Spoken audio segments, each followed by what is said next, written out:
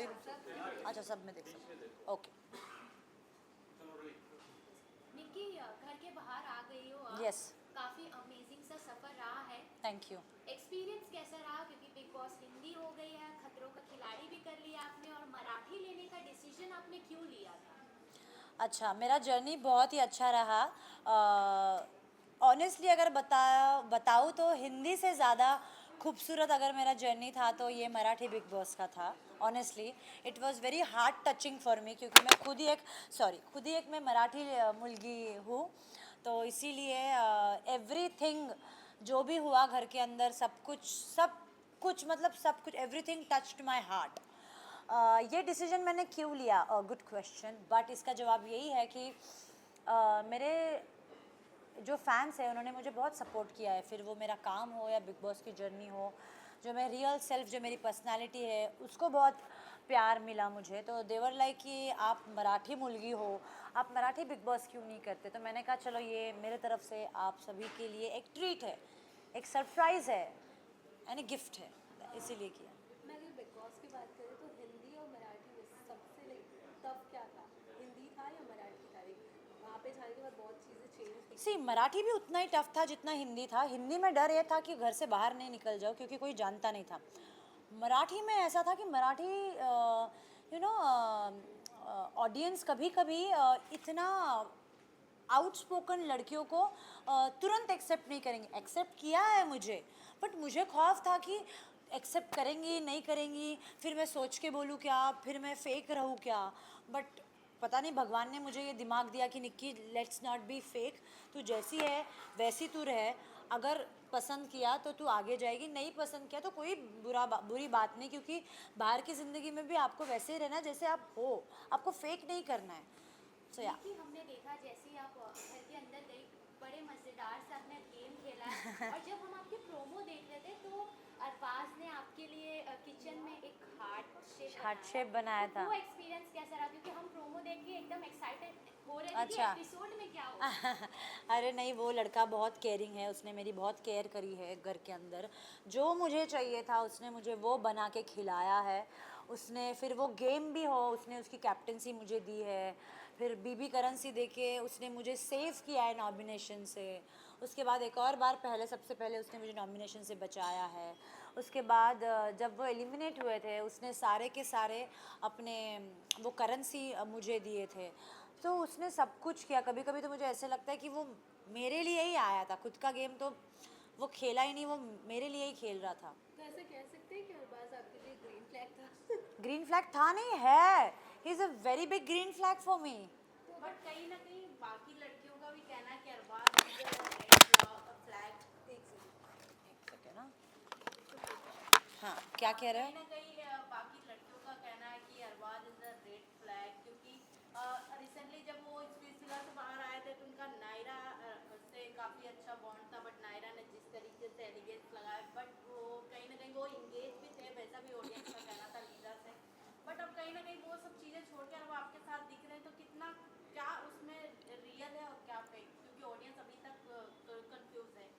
इसका जवाब मैं एक लाइन में दूंगी डेफिनेटली कुछ तो लोग कहेंगे लोगों का काम है कहना निक्की जैसे कि आपने कहा कि वो आपके लिए गेम खेल रहे थे, आप दोनों ने घर के अंदर एक दूसरे को काफ़ी सपोर्ट किया। यस यस लेकिन मैं जब अरबाज का इंटरव्यू कर रही थी तो मैंने उनसे पूछा था कि कुछ लोग ऐसे कह रहे हैं कि आपने निक्की को यूज़ किया है, और अरबाज ने ये चीज़ खुद कहा कि मैं घर के बाहर जैसे आया तो कुछ लोग ऐसे भी कह रहे हैं कि निक्की ने अरबाज का यूज़ किया है। तो ये क्या है?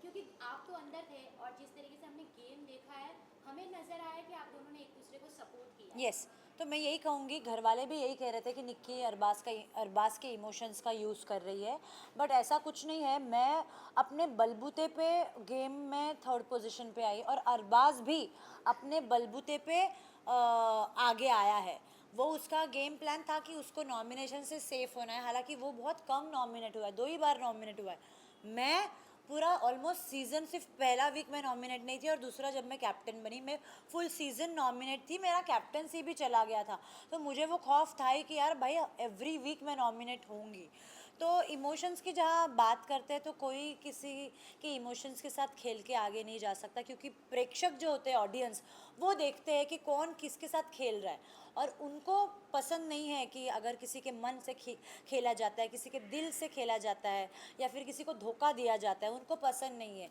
तो वो बराबर टाइम आने पे निकाल देते हैं लोगों को। तो अगर देखा जाए तो अरबाज भी एंड तक ही थे, मैं भी एंड तक ही थी। तो आपकी मॉम जब घर के अंदर हाँ, गई थी, हाँ। तो आधी अधूरी बातें जैसे आपने Yes, सुने yes. अरबाज के बारे में, तो काफ़ी आपको मतलब दुख हुआ, आपने उनकी चीज़ें बिग बॉस को सौंप दी। अच्छा। फिर अरबाज जब आए घर के अंदर, आपको गोदी में उठा के अंदर लेके चले गए, तो क्या बातें हुई? क्योंकि बहुत फुसफुसा रहे थे आप दोनों।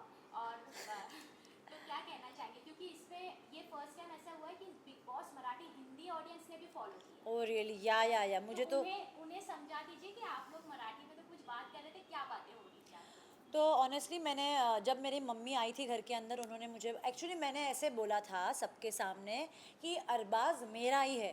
तो उस पर एक्चुअली मम्मी ने डिसाइड नहीं किया था कि वो मुझे बाहर की बातें बताएंगी, पर जब मम्मी और पापा बैठे थे और सारे सदस्य बैठे थे, मैंने ये कहा था कि अरबाज तो मेरा ही है।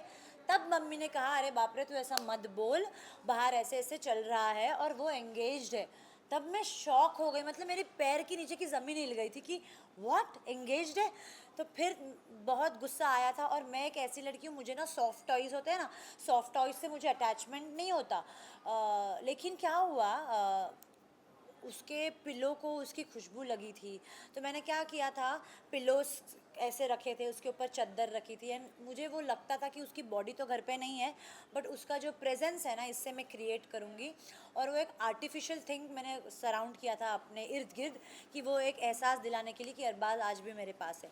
तो मैंने वो सब उठा के स्टोर रूम में रख दिया। उसकी चप्पल थी मेरे पास, उसका शर्ट था, टी शर्ट था, जो भी था, उसका लॉकेट था एक लायन का, वो सब मैंने डिसाइड किया कि ये सब क्यों कर रही हूँ मैं, जब मतलब आई रियली फेल्ट कि यार एंगेज्ड है, मतलब हमने जो प्लान्स किए हैं बाहर निकल के, हमें क्या साथ में काम करना है, या वट एवर वी प्लान्ड, ये सब मतलब ये सब झूठ था, ये सब डाउट्स आने लगे क्योंकि वो मेरे साथ नहीं था।